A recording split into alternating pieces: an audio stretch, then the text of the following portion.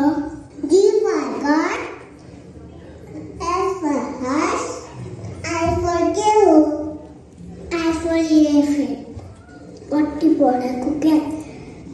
के गरौँ त जति पायो भने आउँदैन मलाई ठिकै लागिसक्यो मलाई स्कुलमा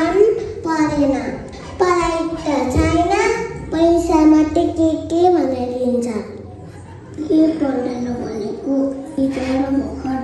स्कुल गएको 5-6 महिना भयो कहाँ सक्छ त के गर्ने उता बिन्दाको छोरीले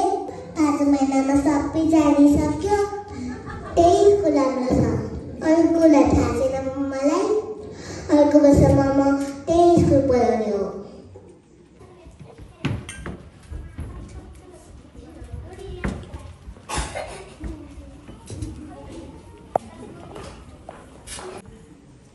कहिले स्कुल पुगेर आयो त तिमीलाई थाहा छैन यो स्कुलबाट निकाल्यो भने छोरीलाई बिन्दाको छोरीको स्कुलमा राख्ने के भयो फेरि 3000 फेर्नु पर्यो हाम्रो छोरी लेख्नमा ढिला छ रे राम्रोसँग पढाइ पो ठिक छ आज मैले मजाले पढाएर आएँ स्कुलमा खेल्ने मात्रै हो कि अझ मलाई घरमै पढाउनु भए त्यतिले पैसा तिरेर त्यो स्कुलमा किन राख्ने बच्चा भएर टिप्न नसकेको होला अनि तिमीले पढाउन सक्यौ त घरमा पनि सिकाएको तर पढाउँदा स्कुलकै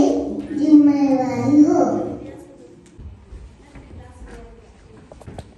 नमस्ते हजुरहरू बस्नुहोस्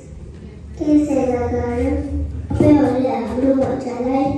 केही आउँदैन भन्नुहुन्छ त म्याम केही आउँदैन भन्न खोजेको होइन हामी बरु हजुरहरूको नानी आफ्नै खेलमा धेरै राम्रो छ जस्तै नाच्न खेल्न गाउन पढेर मात्रै छोरीतिर मेरो कुरोमा हो नि बच्चाहरूमा फरक ट्यालेन्ट हुन्छ नि उनीहरूलाई इन्करेज गर्नुपर्छ हजुरले त घरमै पढाउनु भन्नुभएको सुन्छ तपाईँ हजुर के भन्न खोजेको कुरा चाहिँ हजुरहरूले पनि घरमा बाबु नानीहरूको पढाइ हेर्नुपर्छ स्कुलमा पढाउने जिम्मा हाम्रो हो घरमा पढाउने जिम्मा हजुरहरूले आए पनि नआए पनि बाबु नानीहरूले गृह कार्य गर्दा पढ्दा हजुरहरू अगाडि मात्रै बस्दिँदा पनि बाबु